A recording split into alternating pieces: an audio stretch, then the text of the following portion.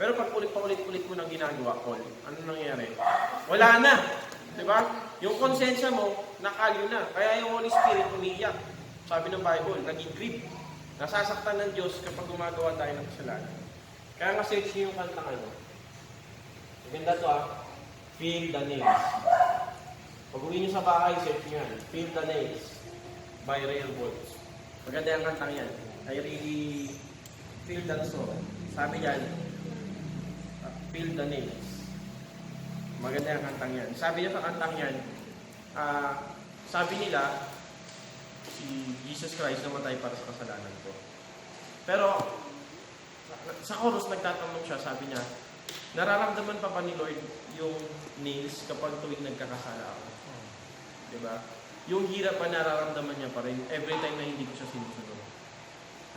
It seems, sabi niya, it seems we're so good in breaking promises. Kapag binibreak natin yung promise natin kay Lord, yung commitment natin kay Lord, nasasaktan pa rin ba siya? So, maganda yung kanta. So, the Holy Spirit grieved. Yun. Okay? So, masyadong limited. Tapusin lang natin to. The purpose of general revelation. What is the purpose of general revelation? While general revelation, creation and conscience. Okay? So, tandaan nyo creation and conscience. Yan yung general revelation. Something outward and something inward. Something outward is this world. Something inward is our conscience. Creation and conscience. That is, it can summarize as natural revelation or general revelation. While general revelation is not enough to save a man, hindi sapat para magligtas ng tao, it prepares the way for special revelation. So, hinahanda niya. Okay? It prepares a way doon sa tinatawag natin special revelation. At pag-uusapan natin next week. General revelation is man's introduction to theology. General revelation should be put a desire in the heart of man to learn about God.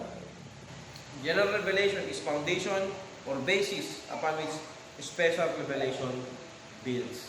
Kaya nga sabi nila, pag yung Genesis chapter 1 hanggang chapter 11, mapatunayan mo na hindi totoo. Ang buong Bible, si Jesus Christ, lahat ng tutunin po, wala na. The very foundation of our faith. Kaya nga sa masteral, pinag-aralan namin yun, verse by verse. Verse by verse. Sa Genesis chapter 6, si Noah, saan napunta yung tubig? So isipin nyo, ang galing ni Lord, diba, umulan yung tubig. Saan ang galing yung tubig? Tanong, saan ang galing yung tubig? Okay. Tapos, ano nangyari? Nung humupa yung tubig, saan napunta yung tubig? Diba? Nabasa nyo ba yan? Saan nang galing, tapos saan napunta nung nawala na? Ang daming mga tanong. Kaya nga, ito yung binabangga ng mga skeptics, ng mga atheists. Kapag hindi totoo ang Genesis 1:11, wala, sira ang Christianity. So, bakit ko nasabi to? Kasi nga, yung tinatawag natin creation.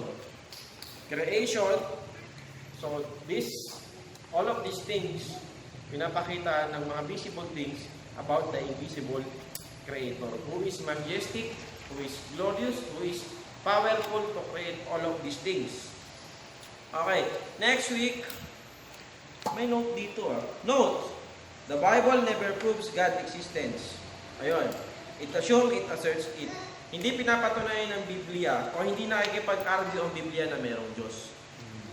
Okay. Ina-assert ng Biblia, ini-state ng Biblia na mayroong Diyos. Okay?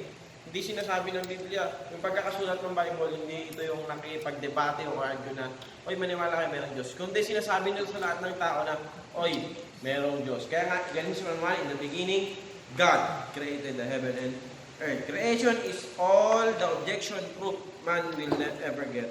And it's enough evidence to condemn him.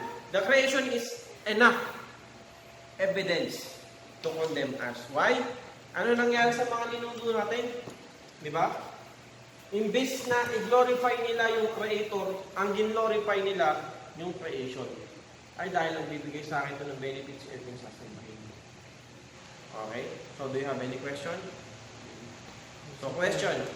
In general revelation ba? It can save or it condemns. Yung malaman mo lang bakit, meron, naniniwala ka na may Diyos? Oo, naniniwala ka na may Diyos. Ay, ito, Diyos mo, naniniwala na meron Diyos. Yung mga kaibigan natin, klase natin, teacher natin, lahat naman yan naniniwala na meron talagang Diyos eh. Pero save ba sila? No. Kailangan nila ng special revelation para masave sila. At yan ang pag-uusapan natin next week. So may tanong kayo? Next week, true or false, 1 to 10, God bless us all. You're dismissed. Yes, sir. Pastor.